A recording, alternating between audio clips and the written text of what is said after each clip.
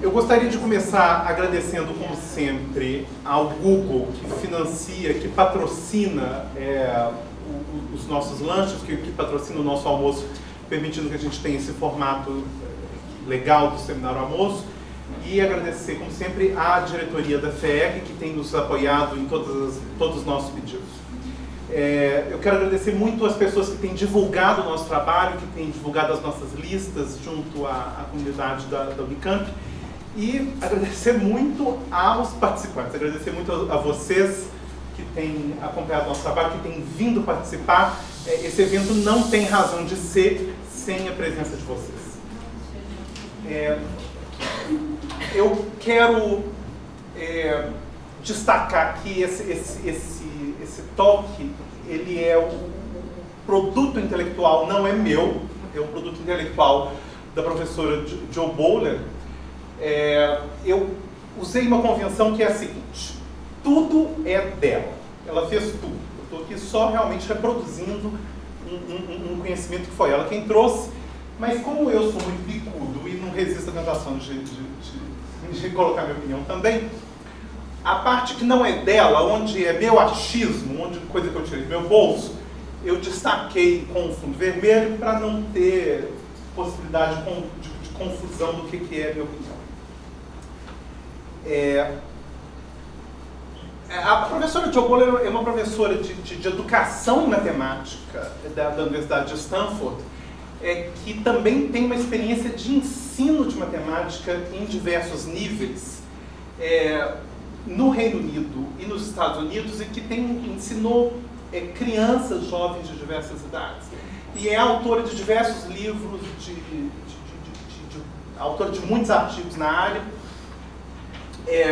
Esse curso foi um curso que foi dado à distância, foi uma MOOC oferecida pela Universidade de Stanford esse ano, entre julho e setembro, e um primeiro curso oferecido para pais e para professores, sendo que um curso paralelo voltado para estudantes, voltado para alunos, deve ser anunciado em breve.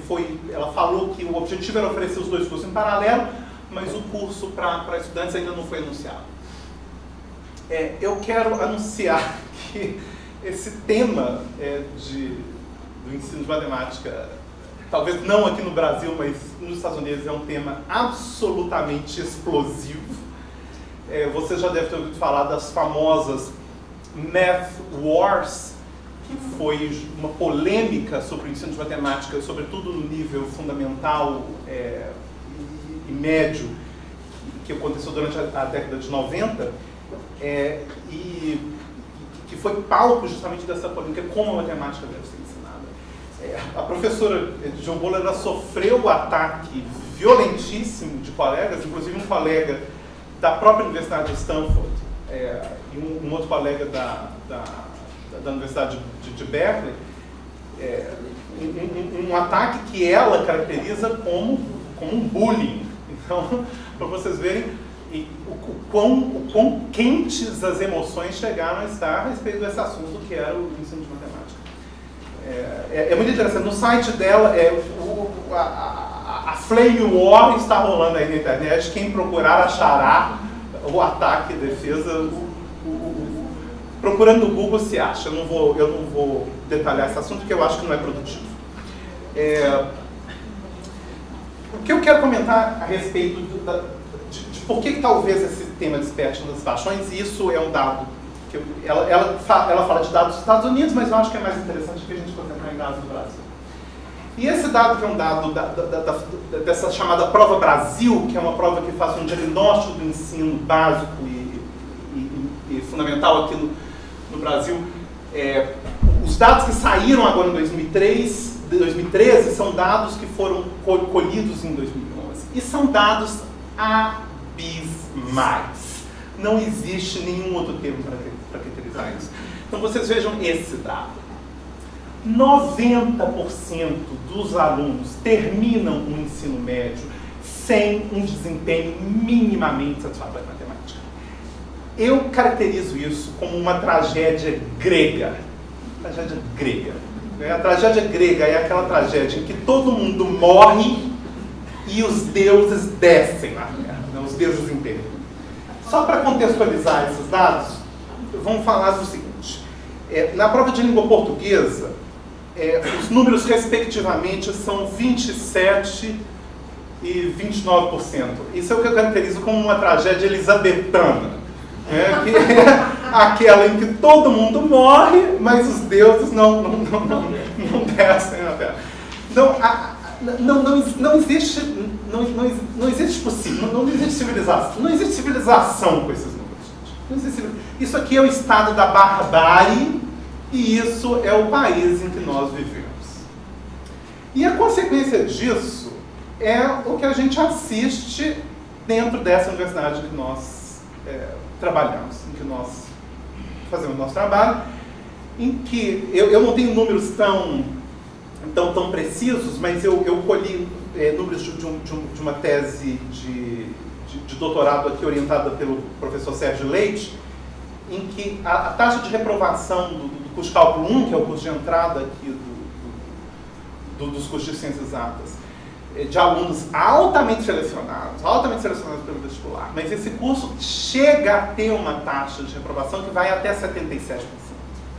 Quer dizer, existem turmas de cálculo 1 que tem 77% de taxa de reprovação. E isso é uma coisa impressionantíssima, eu acho. Então, o que a gente consegue fazer aqui dentro desse cenário? Eu acho que isso são coisas que a gente tem que começar a analisar.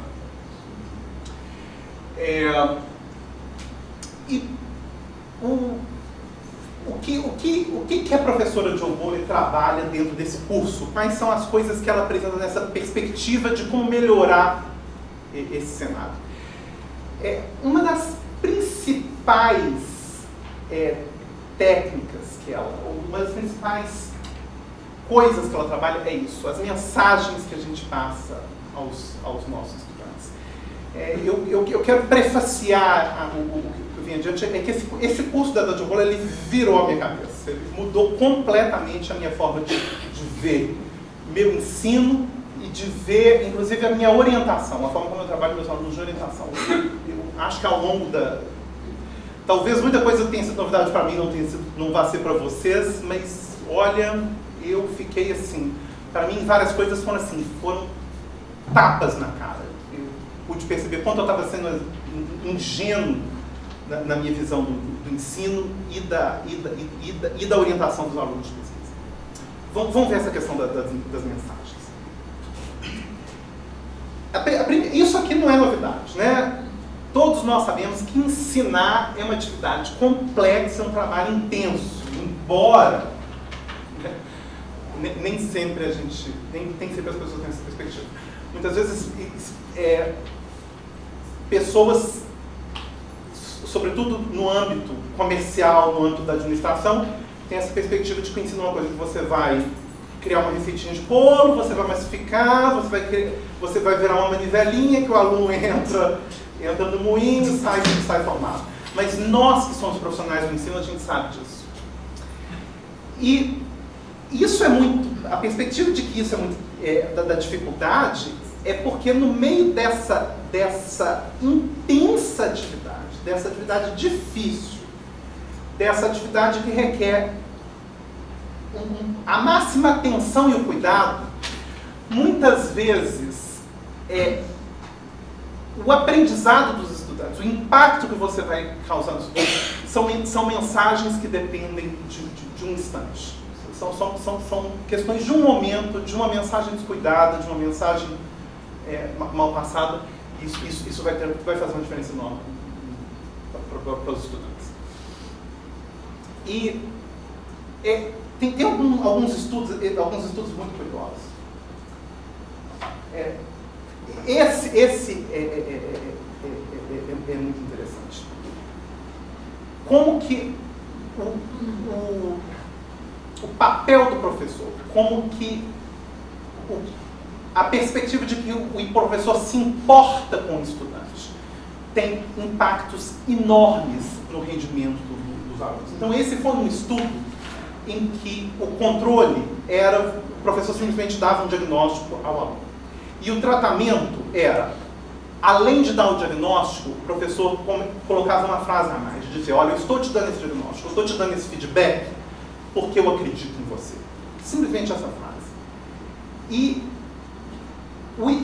a melhoria do ensino, depois de um ano dessa mensagem, ainda era significativa.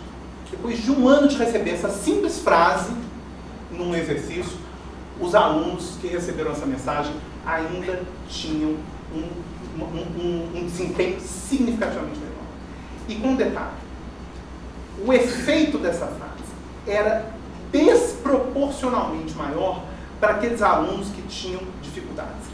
Especialmente no caso dos Estados Unidos, para alunos negros, que nos Estados Unidos existe um gap racial muito grande de desempenho dos alunos de matemática. Então, quer dizer, como que uma mensagem de um instante, uma intervenção instantânea, como que isso faz diferença? Quer dizer, por que eu estou mostrando isso? Ou por que a Jo Boaler mostrou isso? Não significa que você vai simplesmente escrever essa frase numa prova de um aluno e que isso vai resolver todos os problemas. Mas isso demonstra como que o impacto de um instante pode fazer toda a diferença. E ao contrário também, como que uma mensagem descuidada pode fazer toda a diferença. E é muito interessante como que nesse curso os alunos trabalhavam, mostravam, falavam de traumas de matemática. Vários alunos, várias pessoas que eram professores e que já eram profissionais da área de ciências exatas, falavam assim, de traumas terríveis que tinham tido com matemática por causa de uma mensagem descuidada ou uma mensagem desajeitada que o professor trazia. Essa questão também, uma questão super problemática, dos mitos, estereótipos, preconceitos que as pessoas trazem sobre a matemática, muitas vezes reforçados pelos professores, reforçados pelo ambiente de ensino. Mitos tais quais: somente algumas pessoas têm talento ou potencial para matemática. Que a matemática é o privilégio de poucos. A pessoa é boa na matemática, ela está no sangue, ela dá para a matemática, e o outro não dá para a matemática. Isso é um mito terrível, Determinado grupo, sobretudo isso. As meninas menina não é boa para matemática. Não, filha, você não é boa para matemática. É porque menina, não preocupa, filha. É porque menina não é boa para matemática. Mas tudo bem, você tem talento para outras coisas. Esse particularmente me irrita muitíssimo, me irrita demais, porque por trás desse talento para outras coisas, eu sempre fico desconfiado que o subtexto é esse, entendeu? Você fica imaginando. O subtexto me irrita demais. Aliás, toda frase formulaica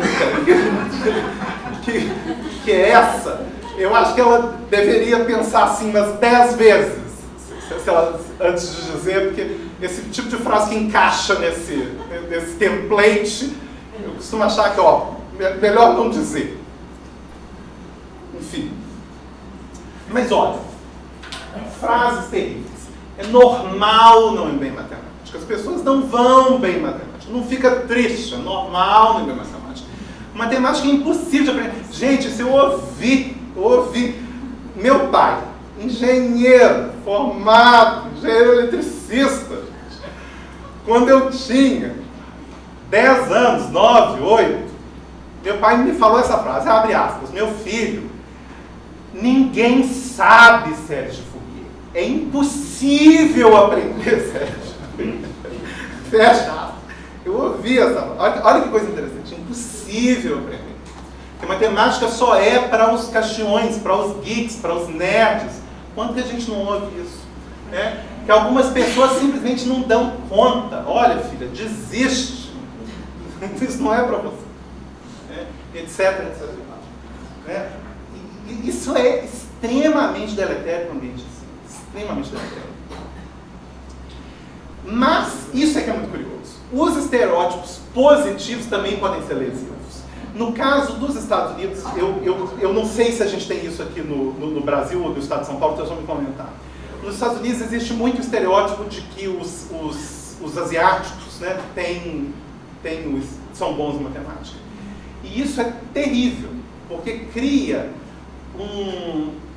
cria uma carga, né? Cria uma obrigação de que a pessoa nasceu com aquilo no sangue, né? Que ela não vai ter que fazer esforço nenhum e que ela tem que performar. E a pessoa se sente ainda na obrigação de ter aquele desempenho mágico, né? Então, sem esforço nenhum tem aquele desempenho. Então, esse tipo de estereótipo que a gente acha, então a pessoa, só o estereótipo negativo é que é ruim. Não, o estereótipo positivo também é. Existe uma coisa muito curiosa que é essa expressão americana, né, do stereotype threat, que é a ameaça do estereótipo. São coisas curiosíssimas. Você passa uma prova de matemática e você faz o que eles chamam de um prime do estereótipo. Você, no início da prova, você pergunta o gênero. Você só pergunta qual que é seu gênero. M ou F? Você faz o prime, o desempenho das meninas cai. Você pergunta a raça. Qual que é a sua raça? O desempenho de negros e latinos nos Estados Unidos cai. Você só pergunta isso, você só faz o prime. E é curiosíssimo porque isso é verdade para várias coisas, do tipo, você faz um prime racial em esportes, o desempenho dos brancos americanos cai. Porque os brancos americanos são primed de que branco não é bom em esporte. Olha que loucura. Olha que loucura. Como é que as pessoas introjetam aquilo que é esperado delas. Então, são mensagens que é preciso a gente, de alguma forma, eliminar do ambiente de estudo, eliminar do ambiente de ensino, se a gente quer que o ambiente de ensino seja produtivo. Olha que curioso. Agora eu estou falando do problema, como que soluciona? Olha que intervenção simples e olha o impacto. Dividiram os estudantes aleatoriamente em 2 grupos. No início do semestre, 7ª série, corresponde talvez a nossa 7ª ou 8ª série aqui no Brasil. Pediram para escrever uma redação no início do ano. O grupo de controle pediu para escrever sobre valores. Fale sobre os valores das pessoas. Grupo tratamento, escreva sobre os seus valores. Fale sobre os seus valores. Fale sobre o que é importante para você.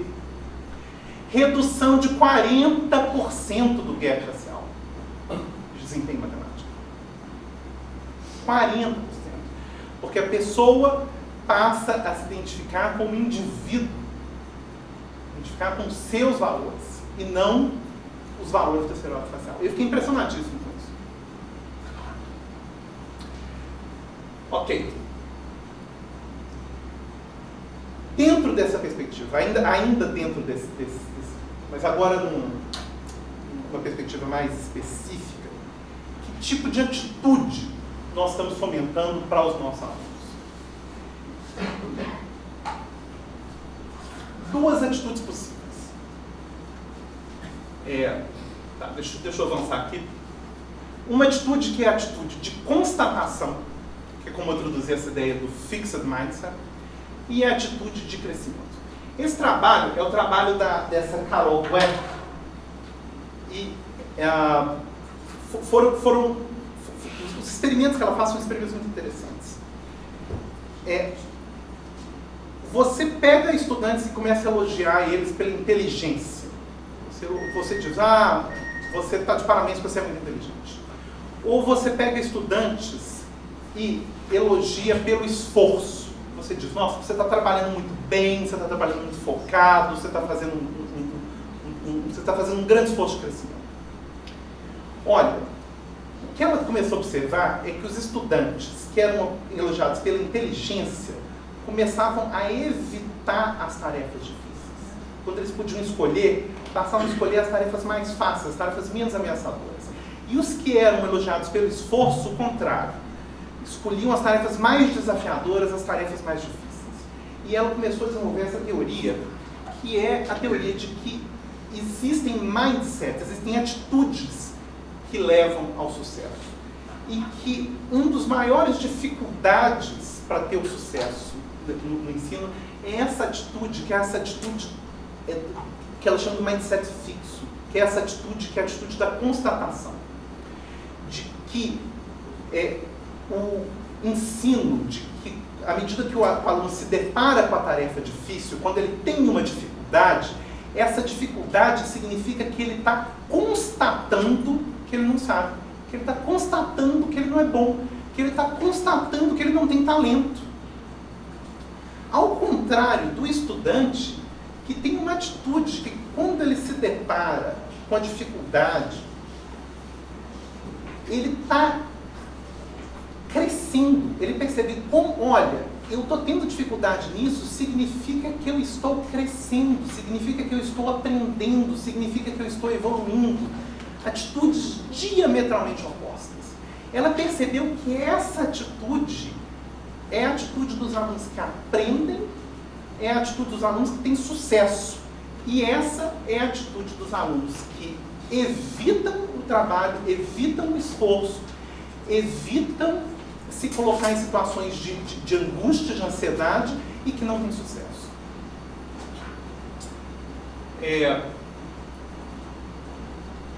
Uma coisa curiosa também é o seguinte: atitudes que nós professores carregamos. E eu fiz assim, meia máxima culpa, porque eu percebi que eu estava assim, totalmente na atitude de constatação, totalmente com os meus alunos, comigo. Porque uma coisa que eu percebi com relação ao meu ensino, meu estudo próprio, meu estudo que eu faço comigo mesmo quando eu pego um livro para estudar, é que quando eu começava a ter dificuldade com o material, aquilo me gerava assim, uma enorme angústia. E que aquilo era um bloqueio para mim, que eu ficava pensando, gente, eu já deveria saber isso, isso para mim deveria ser fácil, eu não podia estar com dificuldade no capítulo 1. Porque eu percebi que eu estava justamente nessa atitude de constatação. Eu não quero ficar nessa parte muito confessional, não, porque eu quero passar aqui um pouco para frente. E muito isso com os meus alunos, já acharam, olha, poxa, essa pessoa não está tendo um bom resultado, esse menino não tem talento, esse troço não vai nem para frente nem para trás. Atitude totalmente improdutiva, ao invés de ter essa atitude de crescimento. Se esse aluno está tendo dificuldade nesse ponto, esse é o ponto em que esse aluno tem o potencial de aprender. Aqui é onde ele chegou no ponto que ele precisa aprender.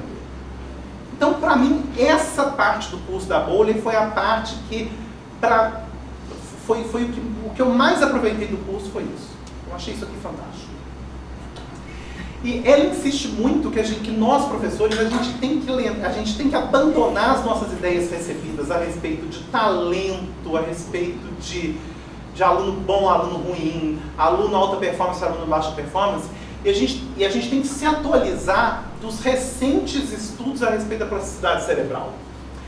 De estudos, por exemplo, que mostram que taxistas, por exemplo, de Londres, e Londres é uma cidade que tem um mapa de ruas absolutamente infernal, não sei se vocês já viram o mapa de Londres, os taxistas têm que passar uma prova para receber a licença de táxi, eles têm que passar uma prova que mostra que eles conhecem assim, grande parte daquelas ruas. E exames de não sei se é eletroencefalograma ou se de MRI, mostram que a região do hipocampo de processamento especial desses taxistas cresce no momento em que eles passam essa prova. No momento em que eles se aposentam, ela volta ao normal. De que pessoas adultas têm modificações significativas de regiões do cérebro. E que, por exemplo, motoristas de ônibus que fazem uma rota fixa não apresentam essa modificação. Então, quer dizer, aquelas ideias que a gente tem, que o cérebro só se modifica entre 3 e 6 anos, isso é uma coisa que para mim era um dado assim, sagrado, de que o cérebro ele muda, dos 3 aos 6 ele muda isso, dos 6 aos 12 ele muda aquilo, e depois dos 12 não muda mais. Né? Isso para mim era uma coisa sagrada. Olha, essa perspectiva é uma perspectiva desatualizada. Os dados mais recentes mostram cada vez mais quanto o cérebro é quanto a capacidade de reorganização cerebral é grande. E como que o aprendizado dos alunos muda fisicamente a organização das sinapses, etc.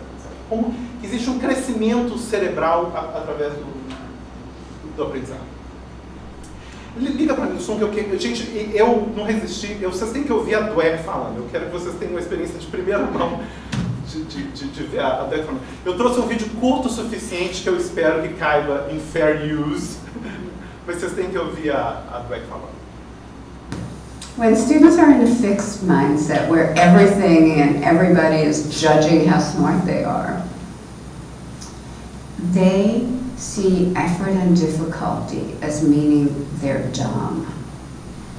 But when they're in a growth mindset, they come to understand that effort and difficulty, these are the times that they're getting smarter. These are the times where their brains are growing new connections and they're really, really learning. We have a long line of research showing that the self-esteem movement was wrong. Praising kids' intelligence and talent is harmful.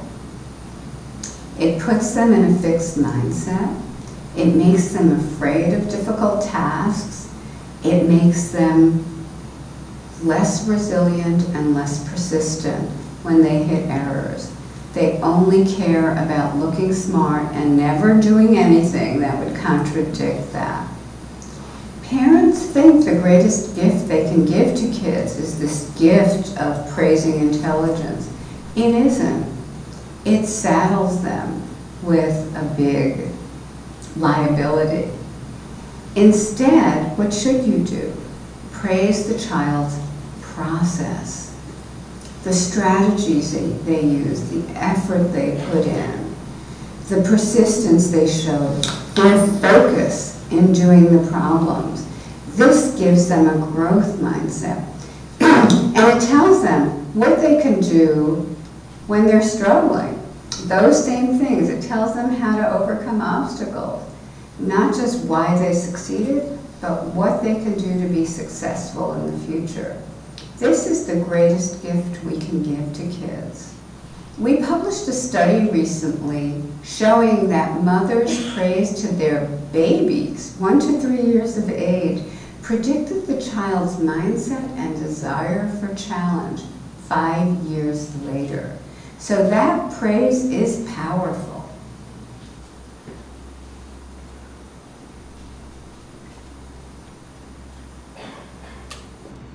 Enfim, deixa eu fazer alguns comentários aqui sobre esse vídeo.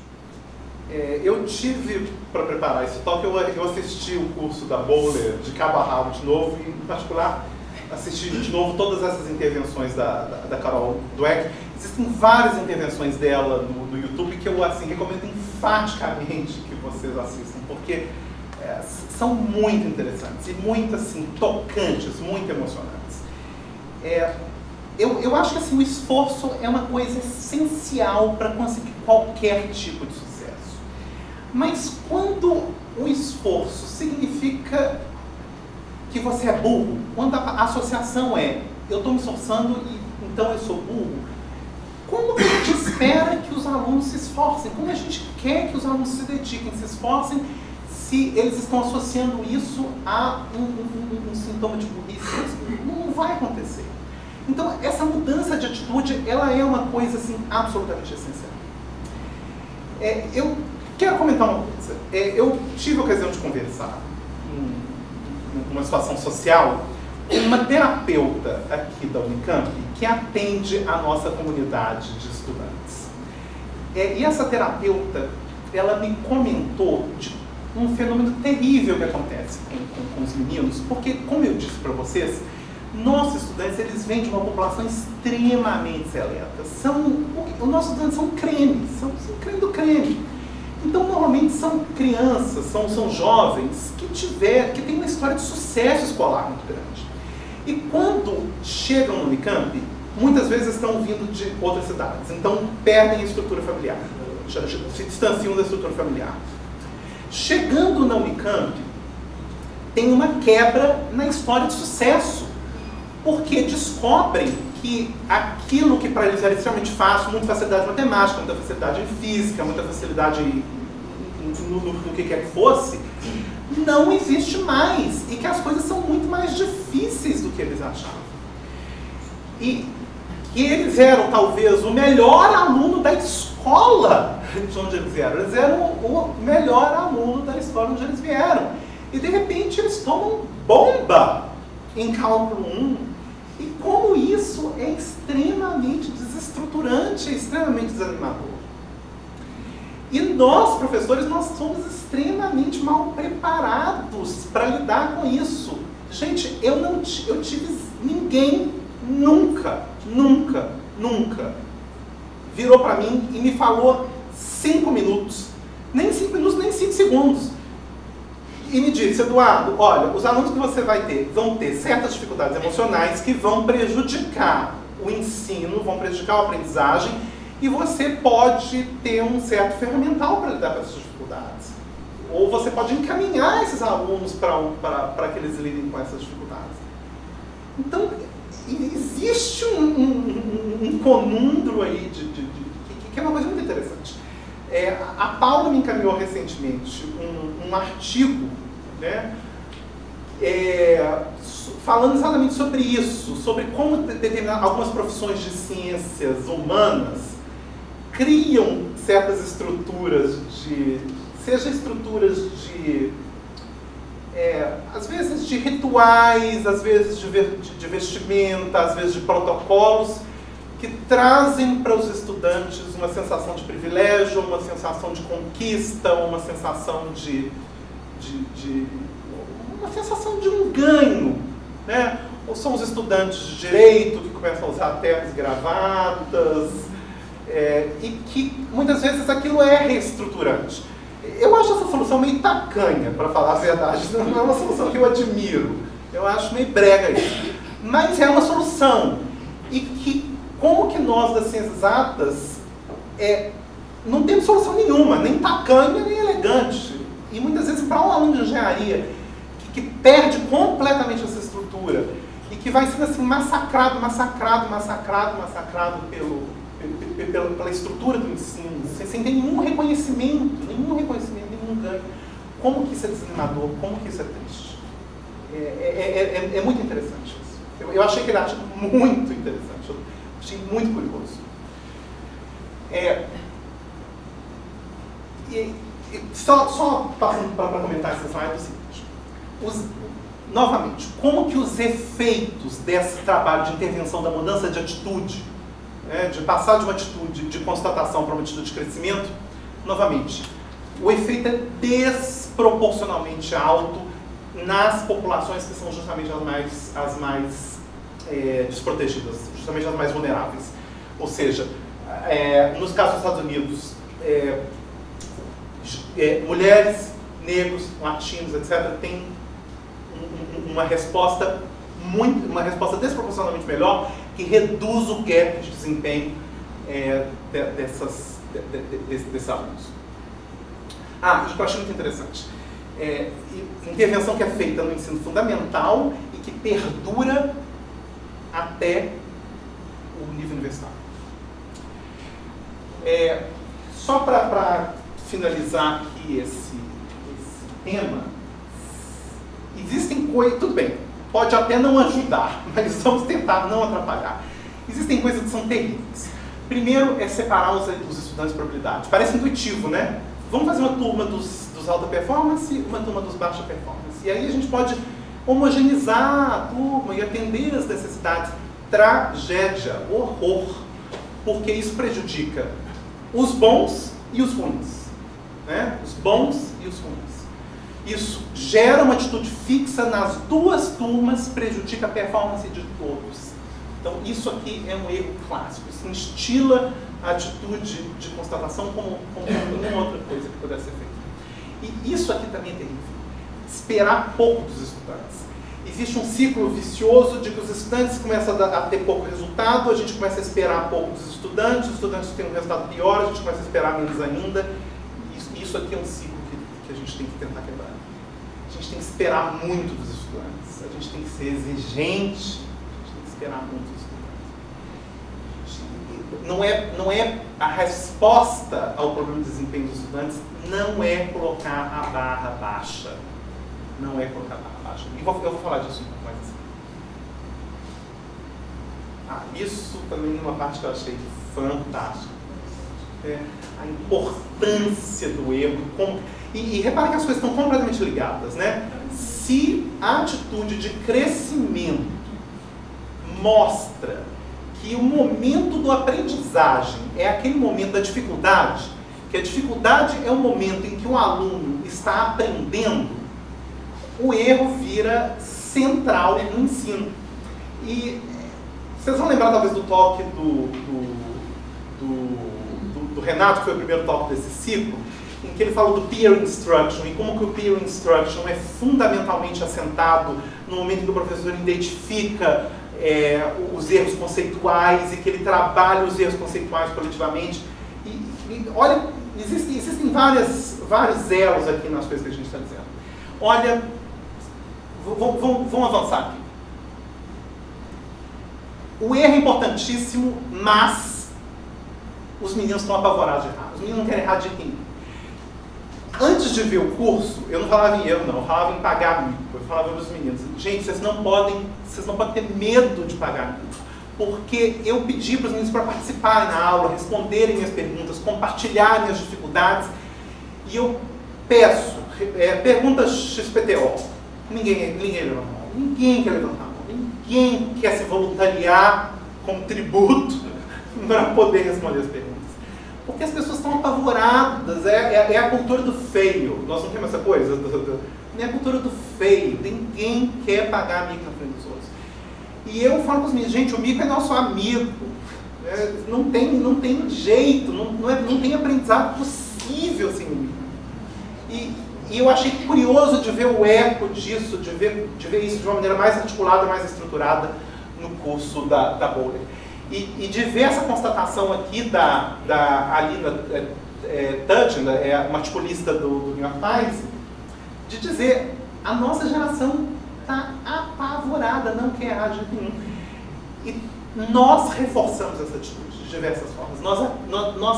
Nós reforçamos esse pavor de errar de diversas formas. Achei isso muito interessante também. Cada vez que um aluno comete um erro em matemática, pensando sobre o erro, ele cria uma nova sinapse. Ele faz o cérebro crescer. Eu achei isso muito interessante.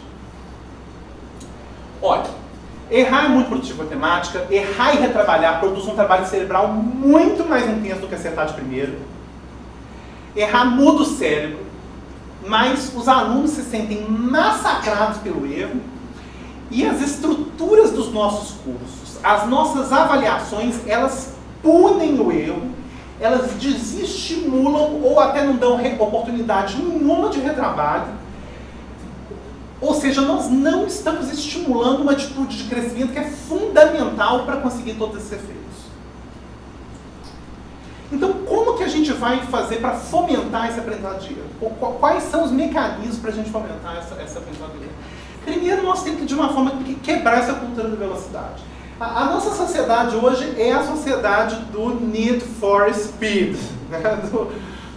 Não tem aquele filme da Sandra Bullock, que a pessoa tinha que estar a 60 milhas por hora e se parasse o ônibus explodia? Vocês lembram desse filme? Nós estamos nessa paranoia coletiva do ônibus que vai explodir. E é isso, né? As provas são provas enormes que tem que fazer em 45 minutos. O conteúdo é um conteúdo monstruoso, que a gente começa a entuchar cada vez mais conteúdo em cima daquilo, e 120 pranchas para dar uma aula de 120 minutos, e é essa cultura da velocidade o tempo todo. Cultura da velocidade o tempo todo. Então nós temos que quebrar isso, quebrar a cultura da velocidade. A gente tem que estimular a análise tem que ser profunda, a gente tem que dar o tempo da análise, a gente tem que dar o tempo do retrabalho, o tempo do erro. E o Aline falou muito disso no segundo toque da série, de como que o Khan, da Khan Academy, fala disso. Gente, vamos tirar o nosso currículo, não vamos estruturar o nosso currículo pelo tempo, vamos estruturar o nosso currículo pela profundidade do aprendizado. Eu estou fazendo jabá do toque do Renato, e no toque do Alim. Os dois estão no nosso canal do YouTube e podem ser assistidos. Então, quer dizer, fazer as tarefas em pouco tempo, isso não vai propiciar a aprendizagem. Isso não vai permitir uma cultura de aprendizado pelo erro. Reduzir o conteúdo, a gente tem que abrir mão do conteúdo. A nossa atitude de professor é uma atitude arrogante, que a gente acha que se a gente não falar, se da nossa boca não sair a iluminação do conhecimento, o aluno não vai aprender aquilo nunca mais na vida dele, né? A nossa cultura é a cultura do alumno, né? Que o estudante é aquele ser sem luz e que a nossa fala traz a luz para... Gente, não é assim.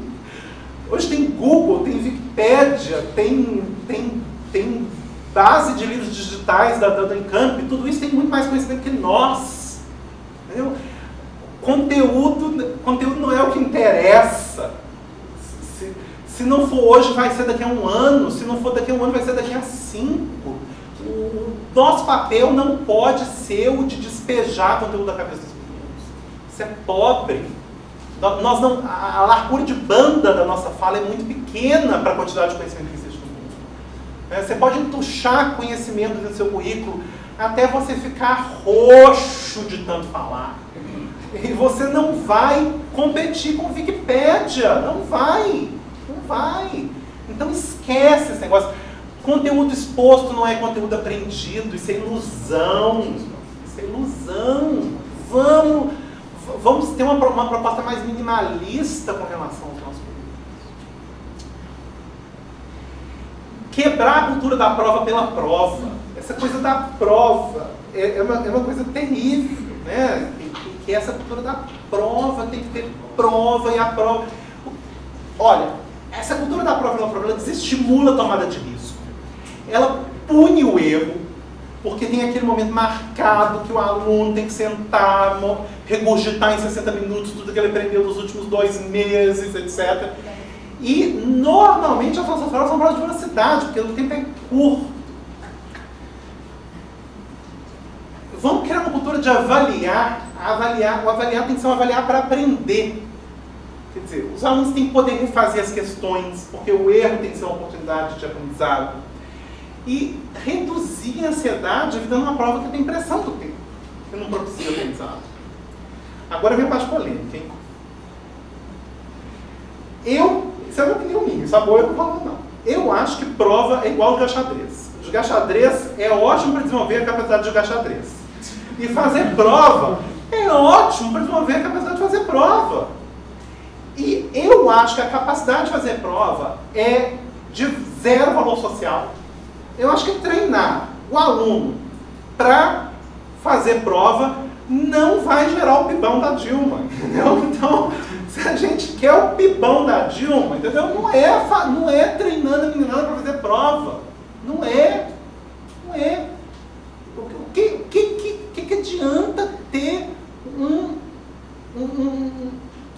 Estou falando de valor econômico, mas se não é valor econômico, vamos falar de valor estético. Que valor estético, que valor ético que gera um egresso que o que ele sabe é fazer boa prova. Eu não estou negando que, do ponto de vista individual, fazer prova pode ser muito vantajoso para a mão. Porque aí pode fazer um concurso público e arranjar uma galinha morta aí no governo federal e ganhar muita grana. Mas o valor social disso é nulo. Entendeu? É um 0 redondo. E eu acho que a gente tem que começar a pensar nisso. É isso que a gente quer. A gente quer um egresso que seja competente em pretender que ele sabe alguma coisa. Eu acho isso muito feio, eu acho isso muito triste. Então, a cultura desse avaliar para aprender, entendeu? A gente tem que... Como é que ela funciona? Vamos falar de termos aqui mais concretos. O que é essa avaliação que permite aprender? Ela informa 3 coisas. Ela tem que dizer para o aluno onde ele está. Ela dá um diagnóstico. Aluno, você está aqui. Ela diz ao aluno, explica para o aluno, eu gostaria que você estivesse ali. Se você quer essa competência, se essa competência é uma coisa que você deseja, você tem que chegar até aqui. E dar mecanismos factíveis para que ele consiga atravessar o caminho. Sem esses 3 elementos, não tem aprendizado. O aluno tem que saber que não sabe, ele tem que saber o que ele precisa, e ele tem que ter um caminho possível para atravessar o caminho. Olha que coisa curiosa. Mais experiência, mais dados. Grupo controle, esquema comum, recebendo notas, grades, igual a gente sempre faz. O grupo tratamento não estava recebendo notas, estava recebendo diagnósticos. Ele não estava recebendo A, B, C, D, ou não estava recebendo 10, 9, 8, 7, 6. Estava recebendo um diagnóstico que dizia, olha, você está com dificuldade nessa sessão, você tem que melhorar, etc. Impacto no aprendizado muito melhor. Aproveitaram muito mais, muito melhor atitude de crescimento, mais fixação do conteúdo, mais engajamento, etc. E aí pensaram, por que não oferecer os dois? Por que não oferecer notas e diagnósticos? Melhor de 2 mundos. Desastre. A partir do momento em que você oferece nota, os alunos se concentram só na nota. Então, a nota é uma coisa que gera a atitude de constatação, prejudica a atitude de crescimento. Então, quer dizer, essa ideia do diagnóstico é você dar um feedback para o aluno, que é um feedback específico, que orienta o aluno e diz para ele o que ele tem que fazer, onde que ele está, que dá para ele usando linguagem aqui de marketing, de business, dá alguma coisa para ele que é actionable, que ele pode fazer alguma coisa. Recebi uma prova e um número associado a ela, 7, 5,5. Isso não é actionable. O que o aluno faz com isso? Receber um feedback específico é actionable. O aluno sabe que a partir daquilo, o que ele deve fazer. Então, isso é importante. A Carol Dweck, ela fala coisas muito interessantes. Ela fala que é muito importante manter para os alunos um histórico do crescimento do aluno, um histórico do aprendizado dos alunos, para o momento em que o aluno desanima. E mostrar ao aluno, olha onde você estava e o ponto em que você já chegou. Você já aprendeu no passado e você vai aprender no futuro, você vai superar essa dificuldade. E ela fala muito do poder dessa palavra ainda. Do diagnóstico que você fala, olha, você ainda não está no ponto, você não está exatamente no ponto ainda. Dessa perspectiva do tempo. Uma coisa que eu percebo muito na geração dos millennials é como eles são afoitos. Como que eles têm, eu não sei se é essa coisa do Big Brother Brasil, se é essa coisa dos reality shows, como que eles têm essa cultura do sucesso imediato. Tudo eu vou fazer, eu vou arrebentar a boca com um balão, eu vou ganhar $1 milhão no show de 20 perguntas. Eles não dão tempo ao tempo. Tem um comediante que eu absolutamente adoro, americano, muito desbocado, hein? Se vocês forem procurar no Google, atenção, que é o Louis C.K. E o Louis C.K. deu uma entrevista fantástica em que ele comenta de como que as pessoas chegam para ele e falam o seguinte: eu também faço stand-up, eu queria muito fazer sucesso, o que você faz? E ele fala com as pessoas: eu demorei 20 anos para fazer minha carreira, eu demorei 20 anos para fazer meu primeiro sucesso. Espera 5 minutos, dá 5 minutos. Como que as pessoas estão afoitas? E como que a gente tem que dar essa perspectiva do esforço, a perspectiva do tempo para os alunos? Eles estão muito aflitos, muito ansiosos. Aqui. A temática tem que ser apresentada como algo que se aprende, não algo que a gente nasce com ela, e que se aprende com esforço. Né? Não é algo que depende do talento, é algo que se aprende. O prazer, ele não vem do trabalho fácil, ele não vem de se estar na zona de conforto, ele vem do desafio. Se a gente não transmite essa perspectiva, Não tem matemática possível, não é possível. É possível matemática. É possível. Essa frase também achei fantástica. Esse é um cartaz que a Bowler viu, antes, que viu esse cartaz numa sala de aula. Erros são esperados, respeitados e examinados. E que isso é o que leva ao aprendizado. Isso também é uma coisa muito interessante. O que nós queremos ensinar? Nós queremos ensinar matemática ou nós queremos ensinar uma caricatura da matemática que tem só a casca, mas não tem nada da substância da real matemática? Isso é uma decisão que cada um de nós temos que tomar. E tem um texto que é absolutamente, mas é um poema, esse aqui é de ler de joelhos, e que eu recomendo que realmente todos vocês leiam, que é esse texto desse matemático, esse Lockhart, que se chama o Lamento de um Matemático. E ele basicamente ele começa com essa metáfora, que é a metáfora de um músico que sonha que ele está numa sociedade que decide que, como nós estamos num mundo que é cada vez mais imerso de sons, nós temos que ensinar música para as crianças. Todo mundo vai ter que aprender música. Mas como os músicos utilizam essa notação musical, e a notação musical é uma coisa muito importante, vai funcionar desse jeito. No ensino fundamental e médio, nós vamos ensinar as crianças a notação musical. Nós vamos ensinar as crianças a usar as claves, a usar as figuras, a usar o pentagrama. Nós vamos dar aula das crianças do que é a escala cromática, de como é que faz uma transposição. Mas ninguém vai ouvir música, e ninguém vai tocar música, e ninguém vai cantar, porque esses temas são avançados demais. Cantar, ou tocar música, ou ouvir música, isso vai ser para a universidade, ou talvez até para a pós-graduação.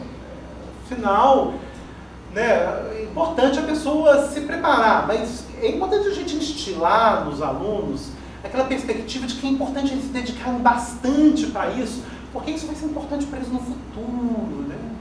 E depois ele conta que um pintor teve aquele sonho de que as crianças aprendem todos os pincéis, aprendem todas as telas, mas elas não viram um pincel, só aprenderam sobre eles. E eles aprendem sobre pintura com números, né? Paint by number, mas nunca viram nenhuma tela, nunca viram nenhuma cor, porque também isso é avançado demais. Na universidade ou na pós-graduação eles vão ter procurado isso. E o Lockhart fala que, basicamente, o nosso ensino de matemática ele está sendo feito dessa forma. Né? As crianças aprendem uma espécie de espantalho de matemática, uma espécie de João Bobo de matemática, que não tem absolutamente nenhuma relação com a matemática praticada pelos profissionais da matemática ou pelos usuários da matemática reais, que tem uma ênfase absurda na notação em aspectos formais e zero ênfase na intuição, em demonstração, no uso, e que isso não é possível, que as crianças chegam no final do terceiro ano, do final do high school, no final do ensino médio, e que elas decidem que elas não gostam de matemática sem jamais ter feito matemática na vida. Esse texto é um texto muito interessante. Deixa eu falar 5 minutos aqui. Eu quero fazer uma parte confessional. Eu quero concentrar a parte confessional toda aqui nessa parte. Para mim foi muito fácil acreditar no trabalho da Bowler. Quando a gente chega na parte de discussão, eu quero ouvir a opinião de vocês. Eu estou muito curioso para ouvir o feedback de vocês. Porque eu vivi tudo isso que ela fala na pele. Isso foi a minha experiência de vida. Eu fui uma criança que foi extremamente elogiado pela minha inteligência. O tempo todo eu era praised, elogiado e... você é muito inteligente, você vai muita coisa, etc. Eu tive uma trajetória de matemática que foi muito curiosa. Eu tive 5 momentos muito marcados na matemática. Eu vou citar aqui. Escola primária, tipo primário, né? Até a 6ª série, mais ou menos. Depois middle school, high school, né? O fim do ginasial, o ensino médio, foi um segundo momento marcado. A universidade no Brasil, graduação e mestrado. O doutorado na França, no 4º momento. E a volta para o Brasil, no 5º momento. E, basicamente, a ordem é essa. Ensino fundamental, tragédia. De repente, middle school, high school, foi um momento de absoluto gosto e desenvolvimento e a sorte de ter uma sequência fortuita de professores muito bons. Então, tudo que eu aprendi de matemática foi com eles. Depois, momento do buraco negro total da graduação e do mestrado, em que eu não aprendi nada, de nada, e que de repente eu caí num doutorado na França, for crying out loud, de todos os lugares, quer dizer, terra de todos esses matemáticos que estão na borda da Torre Eiffel, que quando você vai na borda da Torre Eiffel, o nome deles está impresso ali no metal, e que eu saí numa situação, sem falsa modéstia, eu saí de uma situação que eu era, no mestrado eu era o melhor aluno do programa, e quando eu entrei no doutorado, eu era o pior aluno do programa. Então eu vivi essa desestabilização que os nossos alunos vivem quando entram na Unicamp, eu vivi isso, eu experimentei isso. Não é uma sensação exatamente agradável, não é bom não, é estranho. É estranho você sair de uma situação, e eu digo o seguinte, durante a minha graduação e o meu mestrado, tudo era óbvio e tudo era facílimo. Eu nunca tive a menor dificuldade com nada. Eu nunca saí de uma prova em que eu não sabia exatamente a nota que eu ia tirar. Eu já tirei notas baixas. Mas eu sabia que eu não tinha bem. E de repente eu cheguei na França. O doutorado da França deu uma sorte, que foi uma sorte assim do cão. Quando você faz doutorado na França, eles consideram que você já terminou sua formação. Então você faz cursos, mas você não faz as provas. Afinal de contas, você está fazendo doutorado, você está fazendo pesquisa. Sua formação já terminou. Eu fiz 4 cursos para completar 8 horas. Ou para completar 80 créditos. Eu não entendi nada. Não entendi nada. Né? Aqueles franceses, com aquela matemática avançadíssima deles, os pré-requisitos do curso, eu não era capaz de fazer nada. Então foi uma coisa muito interessante isso. E essa angústia da atitude de constatação. Estar tendo a dificuldade naquele momento do doutorado não era uma oportunidade de aprender. Era uma constatação de que eu só não relinchava por pura modéstia. Eu que achava que era uma pessoa inteligente, eu constatei que eu era uma pessoa burra. Eu era burro. Vocês entendem? Olha que coisa interessante. Por causa dos reforços de atitude de constatação. Então, para mim, foi muito fácil acreditar na atitude, na mensagem da Boa. Foi muito fácil. Eu acho que ela está... eu acho que a mensagem que o curso traz é uma mensagem muito interessante. E ao longo... Quando que eu voltei a aprender matemática? Eu voltei a aprender matemática quando eu voltei para o Brasil. E que eu decidi... Porque ao longo do meu doutorado eu trabalhei com alguns temas que tinham uma matemática relativamente pesada, uma matemática de espaço, autodimensionalidade, etc. E que eu aprendi, assim... eu aprendi o necessário para desenvolver aquele trabalho. Mas eu não aprendi matemática em geral, eu não tinha uma cultura de matemática. Quando eu voltei para o Brasil para fazer o pós-doc, eu pensei assim, gente, agora esse negócio ou vai ou racha. Ou vai ou racha. Eu só aprendi matemática quando eu voltei para o Brasil e que eu peguei os livros e meti as caras sozinho. E eu fui aprender álgebra linear pela primeira vez na minha vida, sozinho, no pós-doutorado. E é muito curioso, porque hoje eu faço a seguinte pergunta. Todas as vezes que eu vou entrevistar um aluno de pós-graduação, quando eu me lembro, eu falo assim com ele: olha, estou te fazendo uma pergunta, mas é uma pergunta que eu estou fazendo assim, um survey, uma pergunta que eu estou fazendo para minha curiosidade. Essa não é uma pergunta que eu estou fazendo para te selecionar. Eu gostaria que você me dissesse o seguinte: você sabe o que é um alto valor? E de dezenas de estudantes que eu entrevistei, possivelmente 2 sabiam. Um dos pais está nessa sala.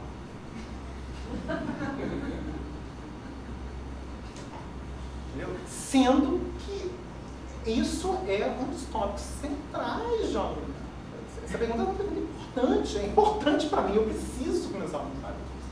Ninguém sabe, ninguém se lembra. Isso é o que os americanos chamam de um conhecimento arcane, né? Conhecimento removido, aí, verdade. Bom, fim da parte confessional. Então, a Bowley fala isso e eu acho isso fantástico. A matemática é uma ação ao vivo, ela é uma performance, ela é uma forma de interpretar o mundo. E ela completa. A matemática é uma linguagem para make sense, para construir um sentido. E nós não estamos ensinando matemática. Nós estamos construindo matemática como uma coleção meio heteróclita, uma panóplia meio desconexa de pequenos fatos aqui e ali. Nós não estamos construindo a matemática como uma ferramenta para entender, para dialogar, para agir. E aí não tem jeito de fazer matemática. O ambiente de ensino, para permitir essa visão, ele deve fomentar a solução de problemas. Novamente a questão do erro, a questão do aprendizado com o erro, mas a tomada de risco, a exploração, a incerteza. Isso é a matemática real. Quem já virou à noite tentando demonstrar um teorema? Quem já teve essa experiência? Quem se deu conta, de repente, que o dia clareou? Meu Deus, o dia clareou. E isso é a emoção da fazer matemática. Você se desconecta da realidade. Isso é o prazer de fazer matemática. A gente não está dando aos meninos esse gostinho. Os meninos não têm esse gostinho. Novamente, as tarefas devem ser desafiadoras. São projetos, são tarefas abertas, são métodos ensinados no contexto da solução de problemas, que estimulam uma análise profunda, que estimulam cooperação. Matemática não é só a pessoa sozinha na folha de papel, é a troca, é o peer instruction aqui novamente. Isso aqui é muito interessante. Tarefa tirada de livro de texto. Parece ok, né? Você quer jogar você quer colocar a bolinha de golfe no buraco, escolha o ângulo, acha a distância, acha o ponto que você tem que colocar. Quer dizer, é uma tarefa que tem uma conexão com o mundo real, etc. Então, quando você vai ler o negócio, ache os triângulos similares para... Essa tarefa não tem interesse. É tarefa mecânica. Toda a carga cognitiva que a tarefa envolvia já está anunciada. Aí essa professora, Gwen, ela olhou para isso, ela revoltou. Ela falou o seguinte: não, gente, vamos fazer isso de maneira diferente. Ela entregou isso para os alunos. Ao invés de entregar isso, ela entregou isso. E falou: desenhe mais ou menos uma bolota. Nessa bolota, coloque 2 buraquinhos. Você sabe o que você desenhou? Perguntou para os alunos. Aí depois de muita discussão, você desenhou um campo de minigolf. E agora, você consegue colocar a bola na caçapa? Como? A tarefa é totalmente aberta. A carga cognitiva está lá. Deixa os alunos descabelarem. Você vai entregar um ouro para o bandido? Você vai falar de triângulo similar e entregar um ouro para o bandido? Deixa a meninada descabelar. Ou seja, isso aqui eu coloquei um degradê, porque isso aqui é metade minha e metade da boa. Não adianta pegar um exercício maçante e dar nele uma maquiagem, colocando uma pseudo-aplicação de artificialíssima e achar que isso vai engajar os estudantes. Não funciona. Não é assim que se faz. Aquela coisa, o Joãozinho comprou 30 maçãs, comeu 20. Quantas...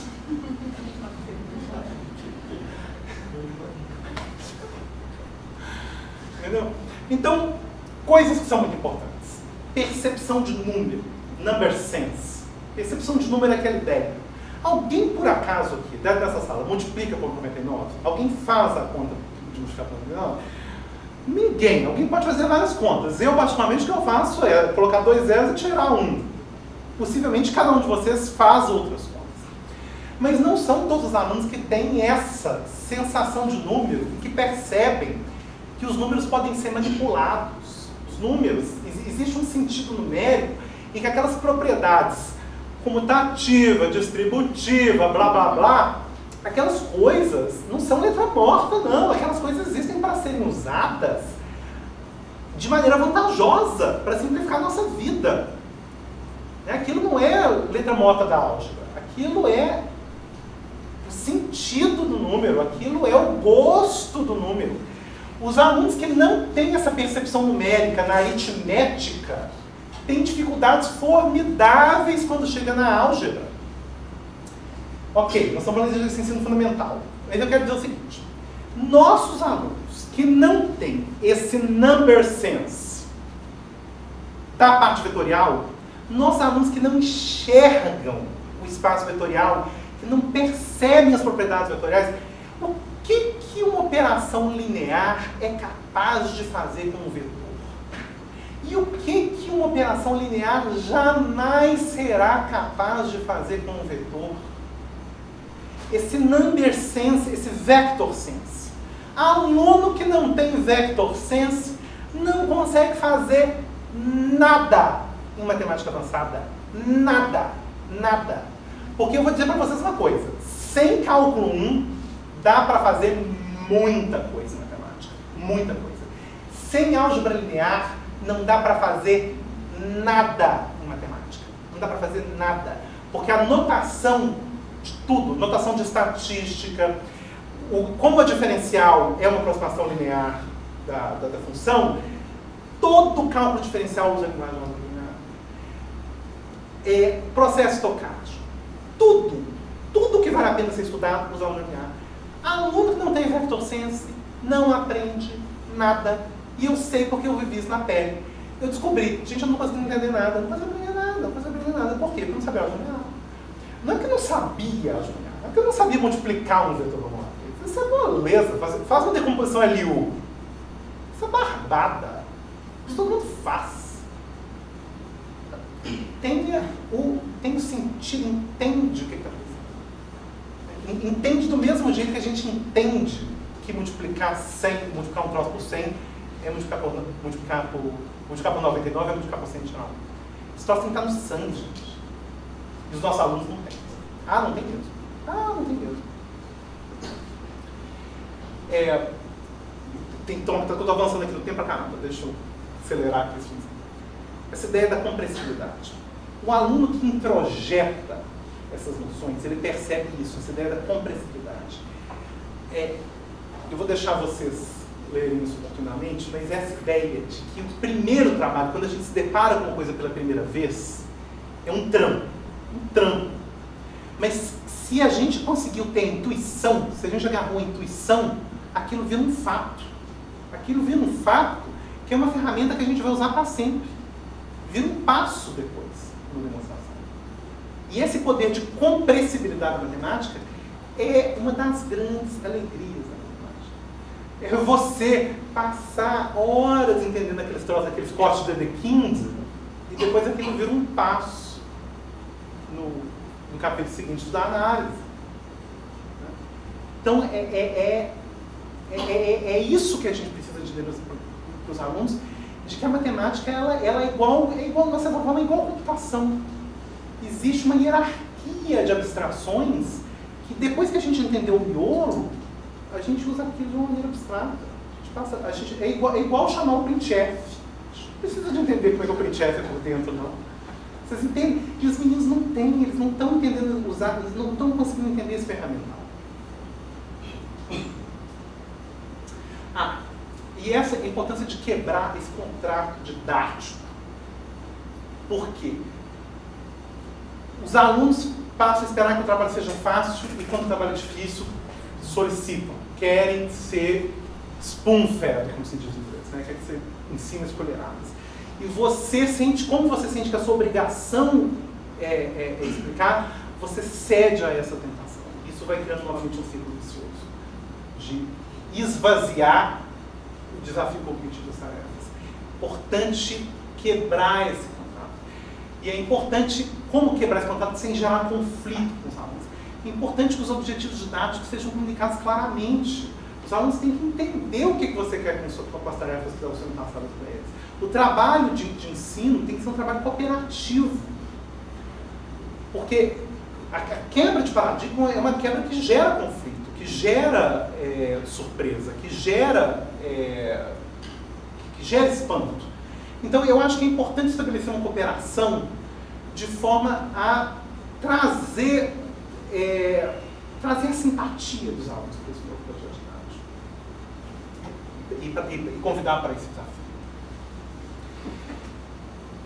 E agradecendo a paciência de vocês, eu termino aqui a apresentação e passo para as perguntas de vocês e estou muito curioso para ouvir o feedback de vocês.